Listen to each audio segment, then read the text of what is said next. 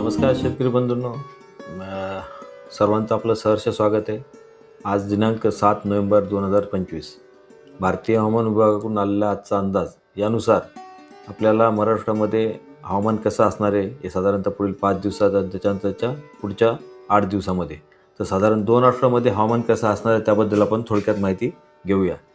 तर आजचं हवामान असं आहे की सध्याच्या परिस्थितीमध्ये 2025चा जो खरीप मोसम होता त्याच्यामध्ये भरपूर प्रमाणात आपल्याला पाऊस अनुभवायला मिळाला आणि तो पाऊस आपल्याला मान्सूनच्या पूर्वार्धात काही प्रमाणात प्री मान्सूनमध्ये मिळाला, जसं की मे महिन्यामध्ये, आणि उत्तरार्धात जसे की सप्टेंबर आणि ऑक्टोबर महिने हे चांगल्या मोठाले इव्हेंट झाले. तर त्यामुळंच काय आहे की रब्बी पिकामध्ये आपल्याला प्लॅनिंग करायची होती, रब्बीमध्ये हंगामामध्ये आपल्याला जो हरभरा असेल, करडे असेल, ज्वारी असेल, आपली हे जे मुख्य पिकं आहेत, ह्या मुख्य पिकाच्या लागवडीसाठी आपल्याला यावर्षी थोडाफार उशीर झाला आहे. आणि त्याच अनुषंगाने ज्या ज्या भागामध्ये सोयाबीनची कापणी झाली, रान वेळेवर तयार झाले, तिथं मोठ्या प्रमाणात हरभरा असेल किंवा अन्य पिकं असेल याची लागवड सुरू आहे. तर आताच्या परिस्थितीमध्ये हवामान असं सांगते की बाबा ह्या 2 आठवड्यामध्ये हवामान कोरडं राहणार आहे महाराष्ट्रामध्ये, विशेष करून 7 ते 13 नोव्हेंबरच्या कालावधीमध्ये आणि त्याच्यानंतर 14 ते 20 नोव्हेंबरच्या ह्या कालावधीमध्ये. तर तापमानामध्ये बोलायचं झालं तर कमाल तापमान हे सरासरी एवढंच राहील, परंतु कमाल तापमान सरासरी एवढं जरी राहत असेल तर किमान तापमानामध्ये आपल्याला चढ उतार अनुभवायला मिळणार आहे. किमान तापमान हे साधारणतः 2-3 दिवसामध्ये कमी व्हायला सुरू होणार आहे आणि त्याच्यामध्ये थोडं रिडक्शन होणार आहे. जसं की आपल्याला थंडीची आता चाहूल लागलेलीच आहे, तर त्याच अनुषंगाने किमान तापमान हे इथून येणाऱ्या कालावधीमध्ये कमी राहण्याची शक्यता आहे.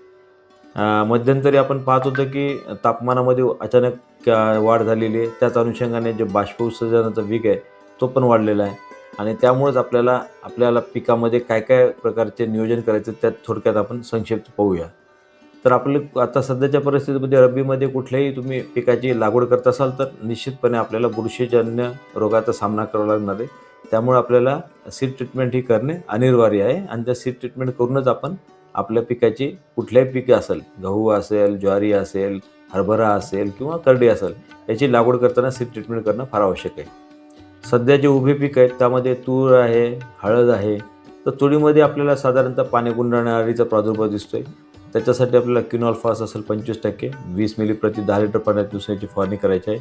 दुसरा अजून एक रोग आहे त्याच्यामध्ये फायटोप्थेरा ब्लाइट रोगाचा, तर त्याच्यासाठी सुद्धा आपल्याला ट्रायकोडर्मा असेल 100 ग्रॅम प्रति 10 लिटर पाण्यामध्ये मिसळून खोडामध्ये आवळणी करायची. तर आवळणी करताना एक विशेष आपल्याला हे करणं आवश्यक आहे, कारण कसं आहे की फायटोप्थेरा ब्लाइट हा मोठ्या प्रमाणात यावर्षी काही भागामध्ये दिसून येत आहे आणि जिथं फूल लागलेले आहेत तुरीमध्ये बऱ्याच ठिकाणी, तर तिथं आपल्याला पाण्याचा ताण बसला तर मोठ्या प्रमाणात फुलगळ होते. एकतर पाण्याचं नियोजन करणं फार आवश्यक आहे, इथूनच उत्पन्न आपलं घट व्हायला सुरू होते. त्यामुळे पाण्याचं नियोजन हे कटाक्षानं आपल्याला तुरी पिकात करायचं फुलोऱ्या अवस्थेमध्ये. दुसरं आपल्याला याच्यामध्ये एक साधारणतः येणे 3 मिली प्रति 10 लिटर पाण्यात दिवसूनसुद्धा फवारता येते की जिथं पाण्याचं नियोजन असेल तसं तिथं. आणि विशेष लक्ष द्यायचं हळदीमध्ये. सध्याच्या परिस्थितीमध्ये जिथं कंदकुज आहे तिथं त्याच्यासाठी आपल्याला जमिनीतून कार्बेडिझम द्यायचा 50% आणि किंवा 200 ग्राम प्रति 10 लिटर पाण्यात मिसळून याचं देखील आपण वापर करू शकता. आणि ही आळवणी करताना काय करायचं की तिथं वापसा असायला पाहिजे जमिनीत आणि आळवणी केल्यानंतर पिकास थोडा ताण पण बसेल याची दक्षता घ्यायची. किंवा मॉइश्चर असलं परत अजून तर बुरशीजन्य रोग वाढण्याची शक्यता असते. आता हळदीवरील जे पानावरील ठिपके आहे, करपा, याच्या व्यवस्थापनासाठी आपल्याला कार्बेंडिझम 12% किंवा अधिक मेन्कोझेब 63% WP 25 ग्राम प्रति 10 लिटर पाण्यात हे स्टिकर्स आहे याची फवारणी करून घ्यायची आहे. कंदमाशीचं देखील तिथं व्यवस्थापन करायचं आहे. तर 15 दिवसाच्या अंतरानं क्विनॉल्फास असेल 25%, 20 मिली किंवा डायमिथेट असेल 30%, 15 मिली प्रति 10 लिटर पाण्यामध्ये आलटून पालटून याची फवारणी करायची आहे.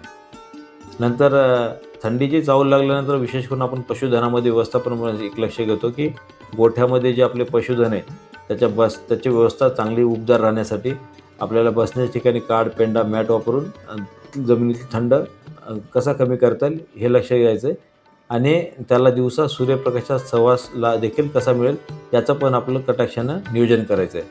तर ही होती आजची आपल्याला हवामानाची माहिती. येणाऱ्या आठवडा आणि त्याच्या पुढच्या आठवडा म्हणजे जवळपास 2 आठवड्याचं आपलं नियोजन काय असेल आणि कशाप्रकारे शेतीमध्ये काम करायचे याबद्दलची माहिती. धन्यवाद.